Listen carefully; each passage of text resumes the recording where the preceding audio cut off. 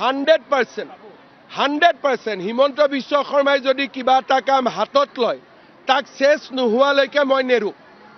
যিবিলাকে চিঞৰি চিঞৰি জুবিনৰ ন্যায় বিচাৰি আছে আৰু মই দিনে ৰাতিয়ে নোখোৱাকৈ কষ্ট কৰি আছো যাতে জুবিনে ন্যায় পাব পাৰে।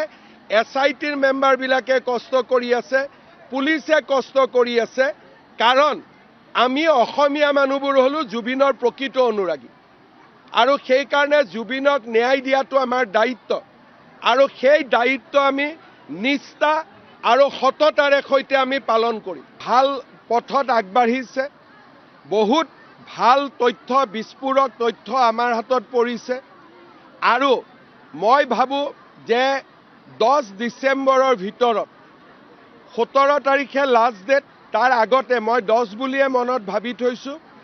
জুবিনৰ ঘটনাক সম্পূৰ্ণ ৰাইজৰ সন্মুখলৈ আমি আনিব পাৰিম।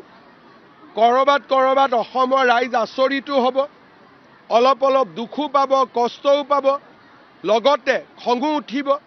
গতিকে মই ভাবোঁ যে 10 তাৰিখৰ ভিতৰত, 17 তাৰিখ লাষ্ট ডেট, 10 ডিচেম্বৰৰ ভিতৰত জুবিনক ন্যায় দিয়াৰ যিটো আচল পদক্ষেপ SITৰ চাৰ্জশ্বীট তাক আমি দাখিল কৰিম আৰু ৰাইজে এক প্ৰকাৰ ক'ব গ'লে বহু বছৰ জুৰি জুবিনৰ লগত হৈ থকা বহুত দুখ আৰু বেদনা ভৰা কাহিনী গম পাব। আটাইতকৈ বিজেপিৰ সদস্যসকল হ'ল প্ৰকৃত অনুৰাগী, এইবিলাকতো ডুপ্লিকেট অনুৰাগী। ভাল কথা, অমৰ হক বুলি কোৱাটো কি বেয়া আছে? পদুম ফুলেওতো যদি অখিল গগৈয়ে খোল্লা ৰাজনীতি কৰিব পাৰে, বিজেপিয়ে অমৰ হক লিখিব নোৱাৰে নেকি?